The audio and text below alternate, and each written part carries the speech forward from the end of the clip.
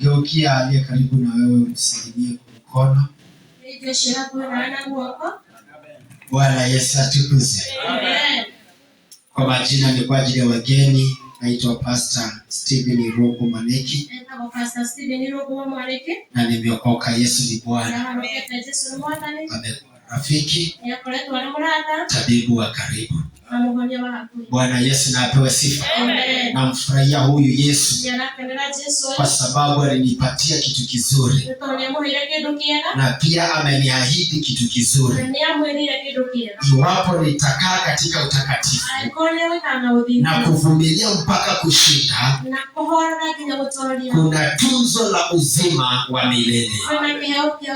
Bwana Yesu na apewe sifa. Mwanzo nataka kushukuru wale ambao waliweza kuingia fellowship. Actually nilifurahishwa na hiyo jambo sana sana. Na hata wewe haukuweza kuingia, pia wewe ni wa maana na Mungu akubariki. Even if nilipata tu na jambo la gafumzie kuhusu vile Bwana ametupangia mpaka uzeeni wetu. Bwana Yesu na apewe sifa. Amen. Kwa sababu wakati Mungu alipanga kutoa wana wa Israeli katika nchi ya Misri, alitumia mtumishi wake Musa. Na ikatendeka vile ilitendeka kwa Farao. Na Farao akakubali wana wa Israeli kuwaachilia. Na wakawa katika safari wakielekea nchi ya ahadi. Bwana Yesu na apewe sifa. Na walipokuwa katika safari ya kutembea, mara kwa mara walikuwa wananung'unika. Walikuwa wanaona ni kama hakuna mahali wanaelekezwa. Walikuwa wanafika mahali wanakata tamaa, kwa sababu matumainio yao haikuwa inaambatana na vile walivyokuwa wakiona. Bwana Yesu na apewe sifa. Kwa hivyo hicho kizazi cha James generation walikuwa na uzito sana, kwa vile walikuwa katika safari ya uzito na wa mambo, na walikuwa wanafika mahali wanaanza kutamani kurudi Misri. Bwana Yesu asifiwe. Walikuwa wanaona safari imekuwa ngumu, safari ni kama hakuna matumaini. Wanaanza kutamani matikitiki ya Misri. Wanasema ya kwamba hata tungekuwa huko kwa mfalme Farao, hata kama tulikuwa tunafanyishwa kazi ya kuchoka, tulikuwa tunakula matikitiki, hatukuwa tunaona njaa kama ile tunaionea hapa kwa hii jangwa. Bwana Yesu na apewe sifa. Nataka kusema nini? Wende ikawa wakati uliokoka, ulikuwa na moyo wa kutamani mambo yaende haraka haraka, mambo ibadilike kwa haraka haraka, na uanza kufurahia wema wa Mungu. Lakini ni kama iligeuka kwa njia ingine, ya kwamba wakati uliokoka wenda ikawa misukosuko imekuzidia, wenda ikawa mambo magumu yamekuzidia, wenda ikawa katika safari unaangalia unakosa kuona mbele kwa sababu ya yale mambo umekumbana nayo.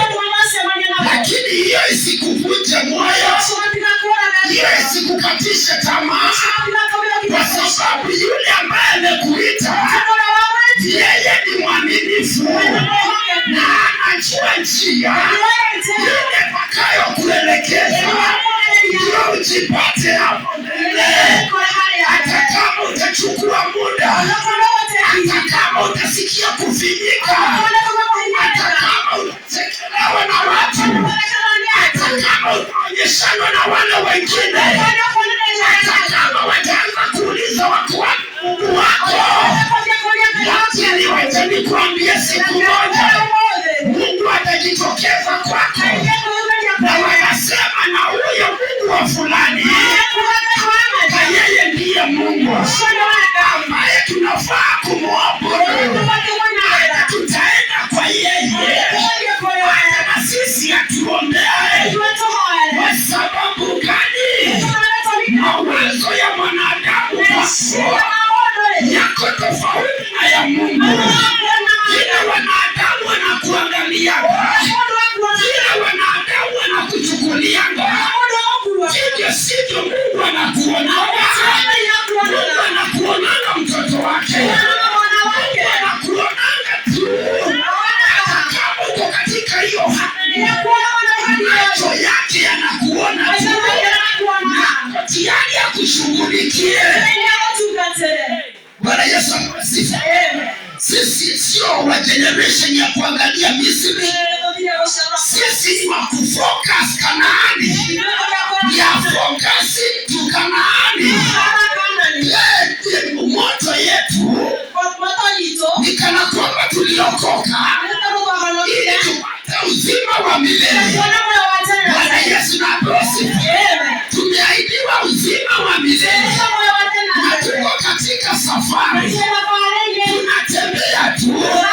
Ukianguka, ukitembea kwa mambo yako, usiku unarudi, we are still on the journey.